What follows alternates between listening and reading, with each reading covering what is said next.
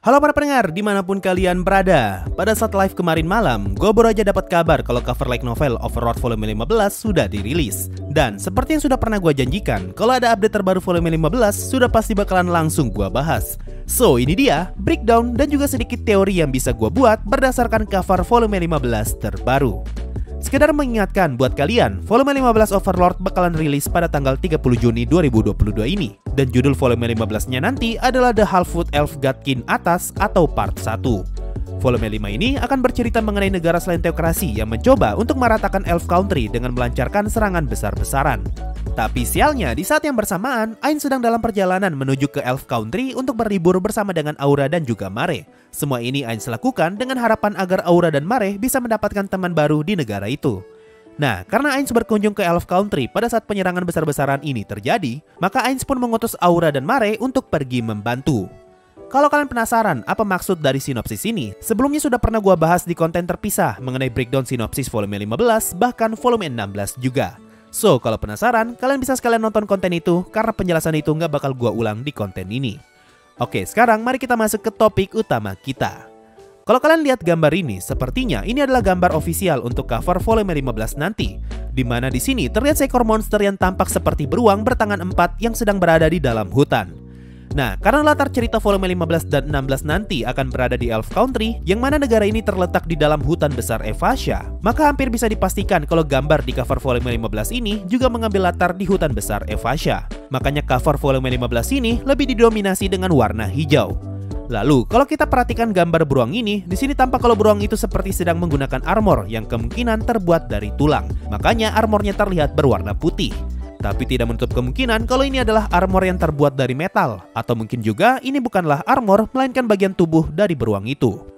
Kalau kita lihat cover-cover sebelumnya, rata-rata cover yang menampilkan gambar monster seperti volume 8 dan volume 11, keduanya sama-sama menampilkan sosok monster yang keberadaannya cukup penting.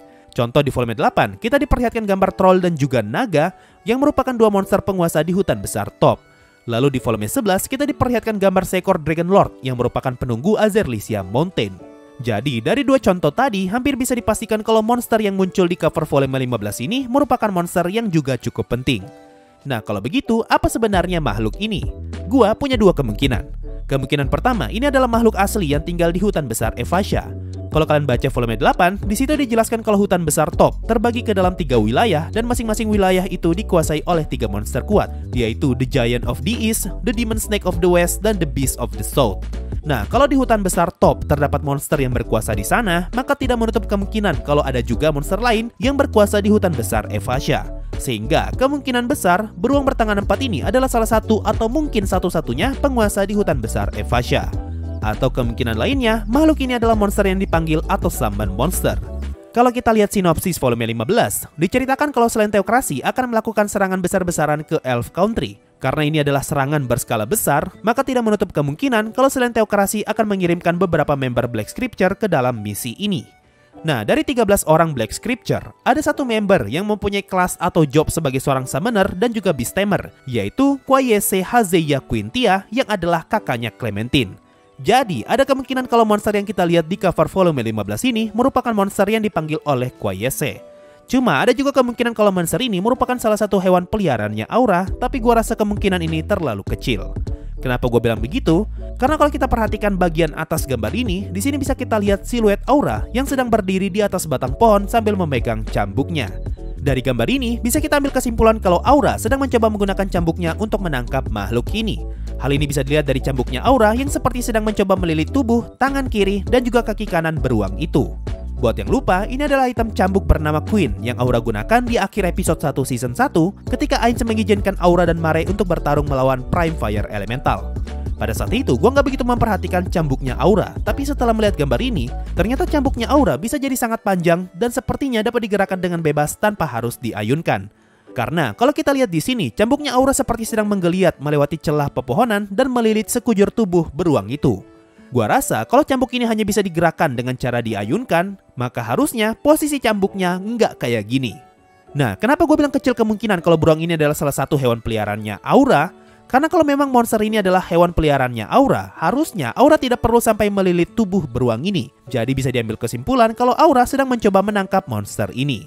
Kalau kita hubungkan dengan dua kemungkinan tadi, di mana beruang itu adalah makhluk asli yang tinggal di hutan besar Evasia, maka ini berarti Aura sedang mencoba berburu untuk menangkap makhluk langka dan menjadikannya sebagai hewan peliharaannya yang baru. Karena kalau kalian ingat di volume 2, hal pertama yang ingin Aura lakukan ketika dia melihat Hamsuke adalah mengoleksinya. Tapi karena Ainz berniat untuk menangkap Hamsuke, makanya Aura pun mengalah demi mengabulkan keinginannya Ainz. Jadi akan sangat masuk akal kalau ternyata ini adalah gambar Aura yang mencoba menangkap salah satu penguasa hutan besar Evasia untuk dimasukkan ke dalam koleksinya. Lalu untuk kemungkinan kedua, kalau saja makhluk ini adalah monster yang dipanggil oleh Kwayese, maka ini berarti Aura sedang bertarung melawan Kwayese, dan di gambar ini dia lagi melumpuhkan salah satu hewan yang Kwayese panggil. Hal ini sesuai dengan kalimat terakhir di sinopsis volume 15, di mana kita diberitahu kalau Aura dan Mare berlari ke dalam lautan pepohonan untuk membantu Elf Country yang sedang diserang selain teokrasi. Sehingga akan sangat wajar kalau Aura malah bertemu dengan Kwayese dan terjadilah pertarungan di antara mereka berdua. Nah, menurut kalian gimana? Apakah ini adalah makhluk asli hutan besar Evasia atau ini adalah hewan yang dipanggil Kwayese? Atau kalian punya pendapat sendiri? Coba komen di bawah. Hal lain yang bisa kita perhatikan di cover ini adalah beruang ini seperti sedang memandang ke depan padahal Aura berada di belakangnya. Kalau memang Aura sedang mencoba menangkap atau bertarung melawan beruang itu, maka harusnya beruang itu memandang ke arahnya Aura. Sama seperti cover volume 14 di mana armor Platinum Dragonlord saling berhadapan dengan Pandora yang saat itu menyamar sebagai Ainz. Nah, kalau memang pada saat itu Aura sedang bertarung melawan beruang itu, lalu kenapa beruang itu malah memandang ke depan dan bukan ke belakang? Nah, untuk pertanyaan ini, lagi-lagi gue punya dua kemungkinan. Kemungkinan pertama, beruang itu lagi memandang ke arahnya Mare. Karena seperti penjelasan di sinopsis tadi, kita diberitahu kalau Aura dan Mare sama-sama berlari ke arah hutan. Jadi bisa saja beruang itu sedang melihat ke arah Mare dan Aura mencoba mengikat monster itu dari arah belakang. Atau kemungkinan kedua, beruang itu sedang kebingungan karena dia tidak tahu di manakah posisi orang yang menyerangnya. Karena kalau kalian ingat di season 1, Nabe sempat kaget ketika dia melihat Aura yang tiba-tiba saja muncul dari balik pohon. Nah, hal ini dikarenakan Aura mempunyai semacam skill yang dapat membuat keberadaannya tidak dapat terdeteksi. Sehingga ini berarti di cover volume 15, Aura sedang menggunakan skill itu. Makanya beruang ini seperti kebingungan mencari lokasinya Aura.